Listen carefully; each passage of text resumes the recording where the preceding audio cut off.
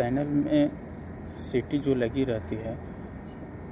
उसके secondary winding को open रखने से क्या क्या दिक्कत होती है, सीटी जल क्यों जाती है, ब्लास्ट क्यों होती है,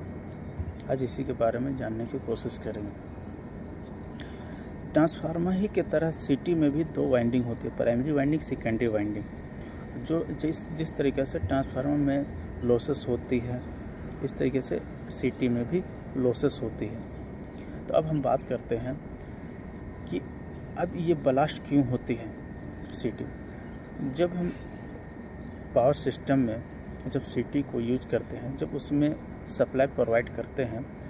तो प्राइमरी वाइंडिंग में मैग्नेटिक फ्लक्स प्रोड्यूस होती है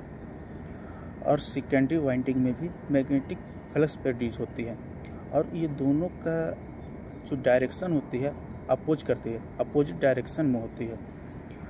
और इन लोग को जो फ्लक्स का जो डायरेक्शन होती है अपोजिट होने के कारण, उल्टा होने के कारण, तो उसमें net MF produce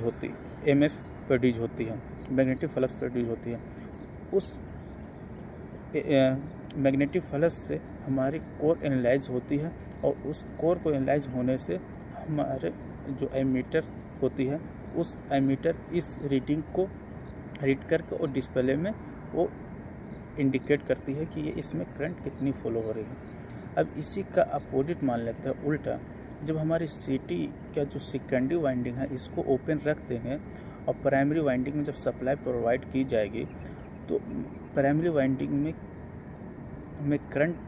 flow, magnetic flux जो प्रोड्यूस होगी वो उसकी करंट की मैग्नीट्यूड इतनी हाई हो जाएगी ताकि और सेकेंडरी वाइंडिंग ओपन होने के कारण इसका विरोध करने के लिए, यानी अपोज करने के लिए कोई फ्लक्स प्रोड्यूस नहीं होगी। कोई फ्लक्स प्रोड्यूस नहीं होने के कारण वो क्या हो जाएगी कि वोल्टेज की लेवल इतनी हाई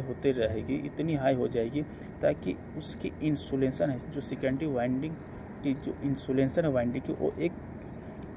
टाइम में वो ब्लास्ट